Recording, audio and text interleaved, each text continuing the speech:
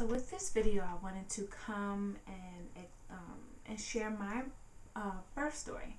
And some of the main question I wanted to answer is, how did I choose to labor and deliver? Well, I chose to labor at home, and our labor started Monday evening. Didn't know I was in labor, but soon realized the next morning that I was in labor.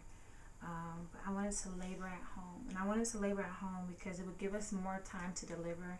And lo and behold, I was in labor for 2.5 days. So laboring at home was the best thing for me.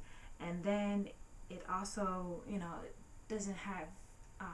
I was able to be more relaxed and not feel rushed. Because of course, when you get to the hospital, it's all about time once you get to the hospital. So I didn't want to be rushed, and I didn't want to be forced to get an epidural or not forced to, but asked to get epidural Pitocin because I'm there so long.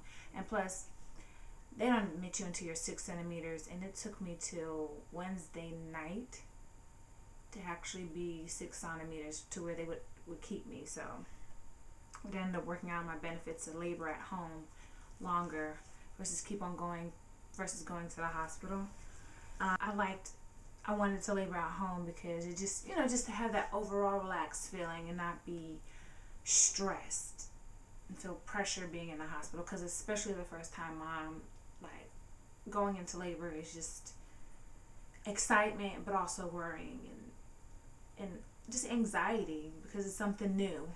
So laboring at home was very beneficial for me because it helped me to relax and stay calm.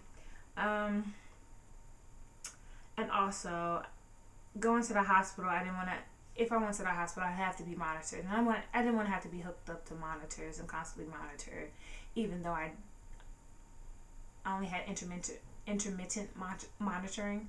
But I still didn't want to have to get hooked up to monitors. So laboring at home was just easier. Who was with me? Well, again, like, while I was at home, I had my 2 sister-in-laws, and after school was out, my niece and my nephew came over, and my youngest niece, who's only 1, was there too. So the house was loud and crazy as I don't know what, but it was crazy. But I was still able to labor in that. And at night, when my husband finally came home, I had my doula and my husband to labor with.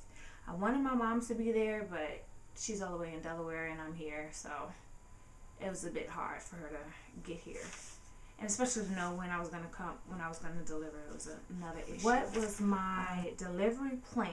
My delivery plan was to have a natural water birth. I don't know what sparked in me to want to have a water birth, but it's just something that I wanted to. First of all, I knew I wanted to have my son natural. But then to add water to it, it was just, hey, why not? But then to look at the plus side of it, it was, they say that babies who are born into the water are a lot calmer. So the calming effect, the relaxation, it helped to relieve the intensity of my contractions. And then for a little bit while I was at home laboring, I labored in the water.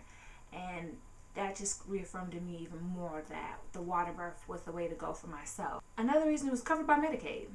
Medicaid covered it. So I didn't have to worry about it being an extra expense. So to satisfy my curiosity as to what it would be like to have a water birth, I just went with it. And then, even though I wasn't looking to have any medication, a good note to all mothers to know is that medicated births cost more than a natural birth.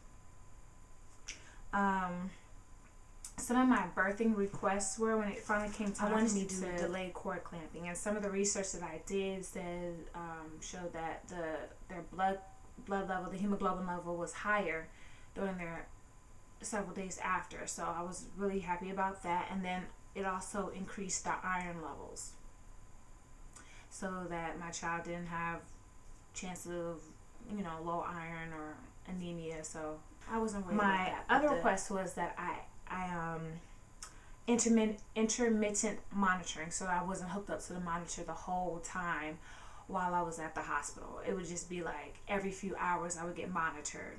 And I only remember being monitored about 2 or 3 times. And I was monitored for an hour before I got into the water, so I was still able to move around and not be hooked up to monitors and have all that stupid thing and have people constantly readjusting it because I keep moving. Or even be tied down to a bed while my contractions were coming, which was the worst. But another request I had was to deliver my own son. One of my friends who had her son a couple years ago, she said she was able to deliver her son in a water birth.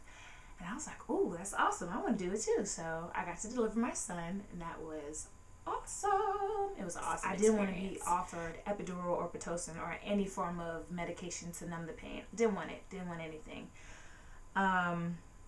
And also I limited the vaginal exams. Because the only time I got my cervix checked was when I first got administered to the hospital, and then, which was twice. But then right before I got into the water, they checked my cervix to see how far along I was. And you can't get into the water until you're like about 7-8 centimeters. So, well, some women do get checked too much. It can irritate you and, you know, cause you to swell up and then delay the process of, you know, your baby being able to, you know, for you to progress. So I didn't want I just didn't want to be messed with. Who wants to, people constantly sticking their hand up the vagina anyway? So I just didn't want to be messed with.